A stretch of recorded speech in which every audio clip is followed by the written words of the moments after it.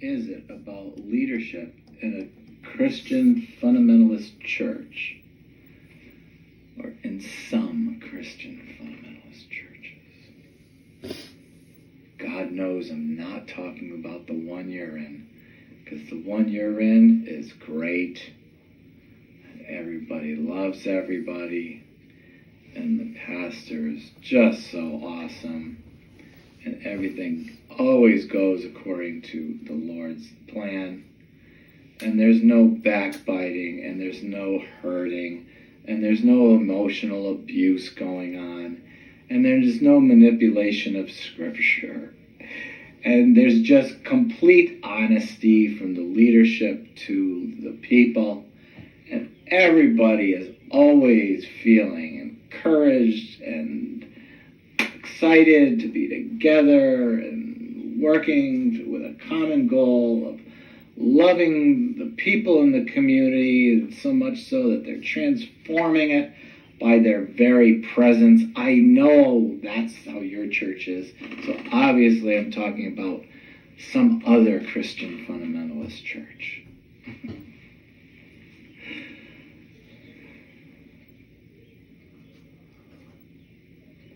He's back. So, and again, let me say, because I'm sitting in front of a camera, I really don't want you to see me. In fact, I would rather the whole show go like this, and I'll just keep talking to you like this, because it really doesn't matter that you see me. That's not the point of what I'm doing here. The point of what I'm doing here, and I'll repeat it for those of you who don't understand, even after I've already told you, I'm going to tell you again, is because there's too much of a false Christ being presented in the Christian fundamentalist churches I've been a part of or visited, that I feel something different has to be presented as an obligation so that you know that not all fundamentalists, well, I don't want to say that, not all Christians are stupid, blind, superstitious, sheep following somebody they trust because they have a title and because of how they can make a nice message on Sunday mornings.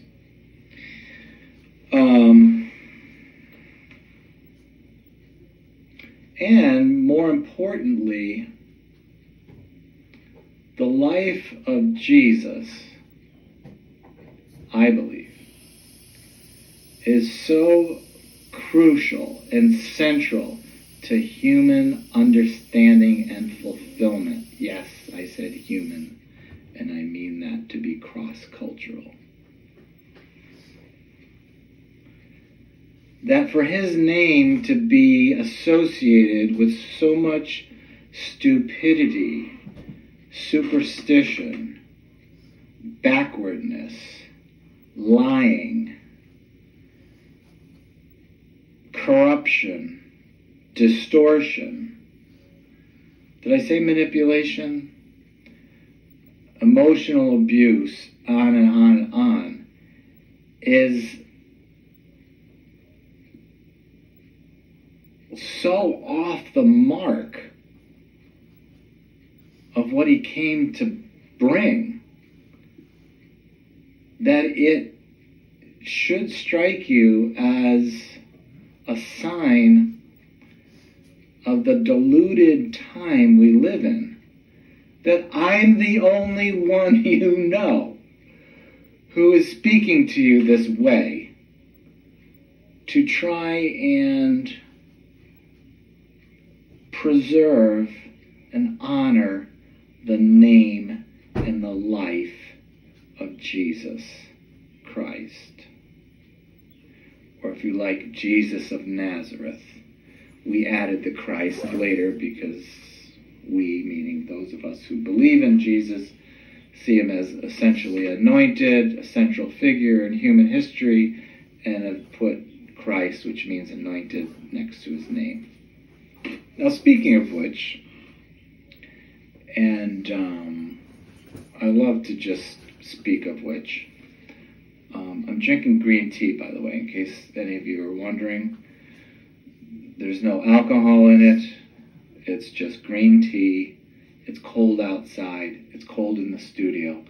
I'm wearing a jacket, as you can see. I'm trying to be warm and cozy in the middle of this cold season and studio. And the color of the tea matches my jacket. Totally intended, because obviously it's a whole aesthetic thing.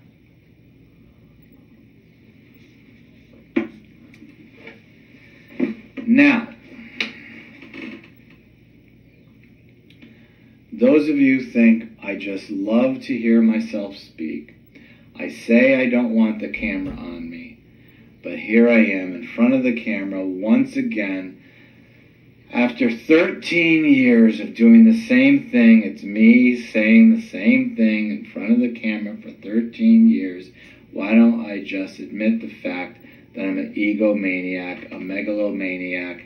I have an ego problem. I think what I think matters more than what you think, and you need to think like I think, because if I wasn't like that, then why would I be in front of the camera like this for 13 years? That's one perspective. I can see how you would come about that, or how you might hold that position. But I just want to tell you it's not what I want.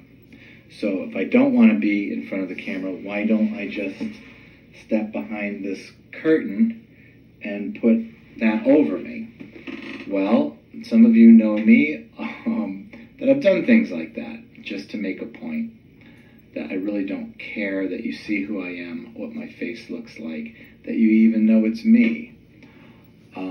I really don't. I'm just hoping that the message of what I'm saying can help you in any way. And if not, I still feel like I need to, like I have this burden on me that I have to at least just say this so that I know I've been true to what's been given to me, and I'm not sitting on this secret because I'm afraid of people not liking me, not wanting to be around me. Oh, it's another one of those stupid Christians. Let's get rid of this guy. We don't want to be around him. All he wants to talk about is Jesus. We don't want to hear about Jesus. Thank you very much. I gave at the office. Go away. We don't like your kind. Blah, blah, blah. So I've risked all that not because I have this, conceited streak in me that has to be seen for my outrageous statements. I personally believe it's because the nature of Christ and the Spirit of God is in me in such a way that I can't help but do this. In fact, I really would look for an opportunity that I could do more of this and still somehow pay my bills and live my life. Because at this point, I'm really getting sick of education, and I think education is highly overrated. All right. So, and those of you who want me to explain everything I say, and is he making a joke, and is it sarcastic, and we don't understand, and we're dead.